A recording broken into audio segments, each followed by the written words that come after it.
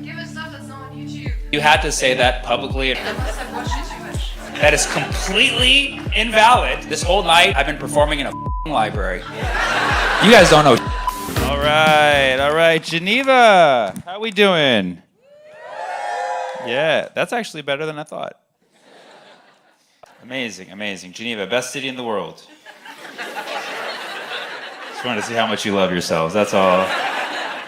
Beautiful. Though it's nice. It's nice to be back in Switzerland. We haven't been here since Saturday. We did Zurich on Saturday, and we drove into Zurich. And what do you call it, Zurich, or do you call it Zurich? I heard some people say Zurich, and I'm like, y'all are all over the place. I call it Zzz. We went there on Saturday. We drove a car in, and for some reason the border security stopped us. Like we passed so many borders in like the whole European Union or whatever you guys call yourselves, but intersection, let's say. It's not a union, guys. I've talked to you. So we've drove through so many borders, and they're always like, and they're like, right? And then we're doing that. We come to Switzerland. We're coming from Germany, and they're like to everybody, and they see us, and they look into our car, and we had these two big boxes because we carry shirts. We sell shirts after the show, and we had these two big boxes of shirts, and the guy was like, "What's in the boxes?" And we were like, "Shirts." He's like, "What kind of shirts?" We're like, "The kinds that you wear." And he's like, "Okay, I'll have to check them out." So he checks them out, and we're like, "We can find you your size if you want." You know? And so he's like, "Let me run your passports." And he goes, runs passports, and he comes back. He's like, "All right, you can bring the shirts in." And we're like, "Oh, thank you so much." He's like, "But you're gonna have to pay a tax because you're gonna sell these shirts, so you're gonna have to pay us 8% on everything you sell." We're like, "Well, the problem is we haven't sold them yet, so we don't know what 8% of the future is." And he's like, "Well, yeah, so you can just pay it for all of them." I was like, "Oh." I was like, "Is that how this works? Does it go directly to your Swiss bank account? How does it work?" And he's like, "Let me go talk to my supervisor." I'm like, "Chai." I'm like, "Listen, this is Switzerland, okay? We could probably just step on the gas and nobody will notice." And he's like, "No, man, we gotta follow the rules." I'm like, okay. I have a feeling that this is negotiable, okay? So he comes back. And by the way, this guy has a gun. He's like strapped, like, you know, I don't know what they carry, AK-47, all the it is. They have like gun here, grenade here. I'm like, who are the Swiss fighting?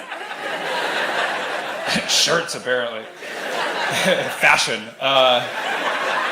So, yeah, I mean, you clapped. He comes up to us and he's like, "All right, so yeah, 8% on how many shirts you guys have? 300 shirts. Whatever 8% of 300 is." We're like, "Okay, you know, sir, we just decided that it's just not cost effective for us to sell these shirts in Switzerland. So we'll pass on Switzerland. We'll just wait to sell them to the good people of France." And you can never try to bargain with like an authority and not feel like you're trying to break the law explicitly. But we were like, you know, we're just like, yeah, so just we won't sell them here, and we'll sell them in France. Don't worry about it. And then he leaned into our window, and he was like, "Promise?"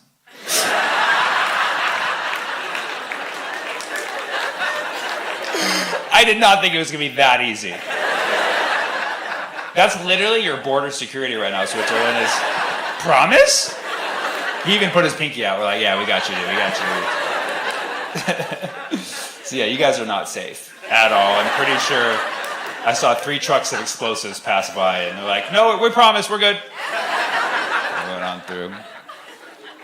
We came from Paris today. It's good. We had to get out of Paris. People are too stressed there. They're too stressed even though they do nothing. I mean, you know, you guys kind of have that vibe here a little bit. But like, you go to Paris and you take like a taxi or an Uber, they get stressed out about making turns. Like, this is your job, but they'll be like,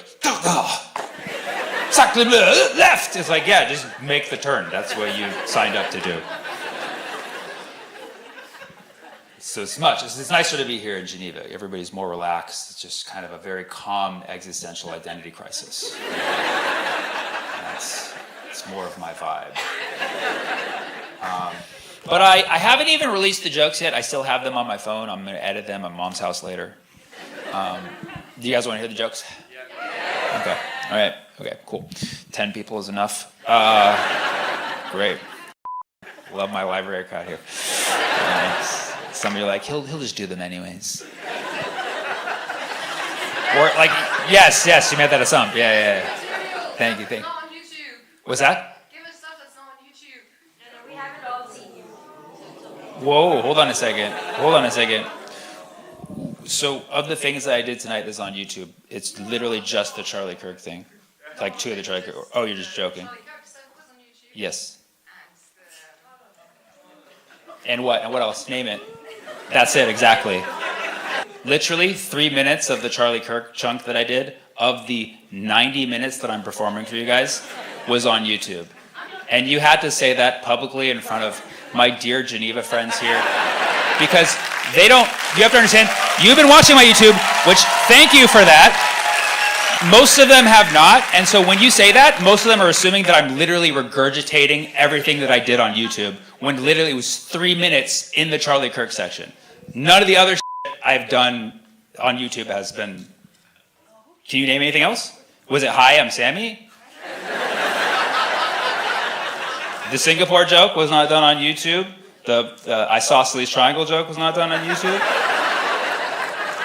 The Tylenol thing was not on YouTube. It was literally just 2 parts of the Charlie Kirk thing, and that's it. The Kash Patel is part of the Charlie Kirk thing. No. Hold on. No. Listen, this whole night I've been performing in a library. And finally I'm getting some critical feedback that is completely invalid. Okay? If I'm up here for 90 minutes and you hear 3 minutes of something you already heard, okay, and you have to point that out in front of everybody, okay, go back and watch YouTube again tonight. And then send me a message tomorrow and say, you're right, it's only 3 minutes. That's all I ask. That's all I ask. Okay? All I ask is that you stay up all night watching my whole YouTube. That's all. I'm not asking for a lot. You're never coming to see me again, are you? That's fine. That's fine. But honestly, one thing I require from my audience is just to know what they've seen and what they haven't. Or not know at all. Okay, but I don't need people assuming that things that they've not seen that they have seen. Do you know what I'm saying? You know what I mean? Like, I've seen this before. Like, no, it's not deja vu, motherfucker. I am performing fresh material for you. Okay? Anybody else have any questions?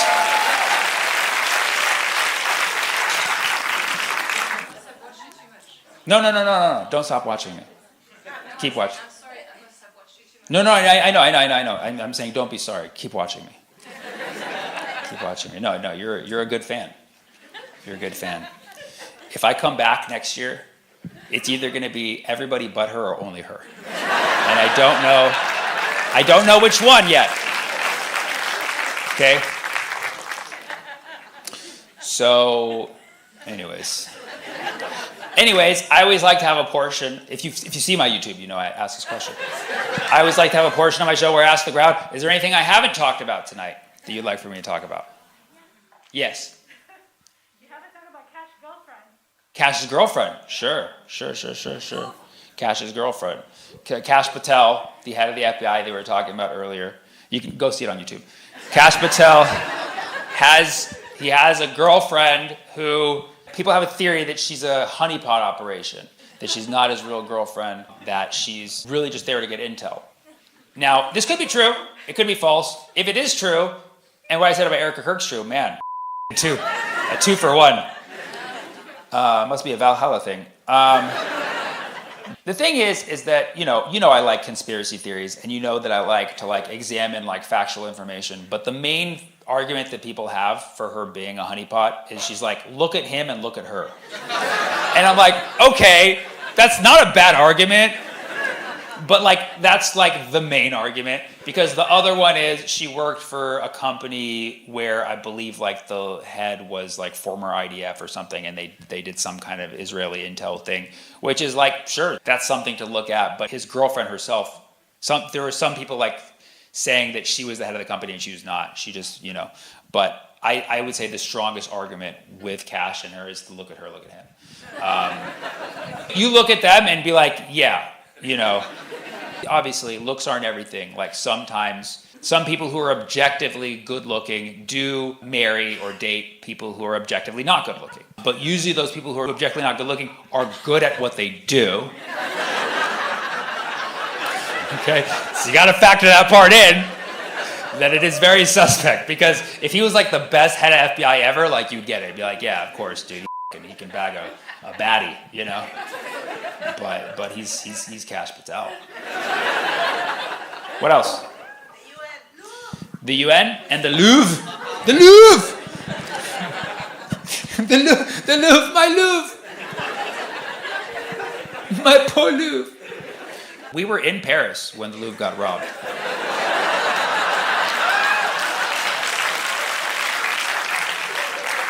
Now I can tell you a secret. Promise? No, we were in Paris.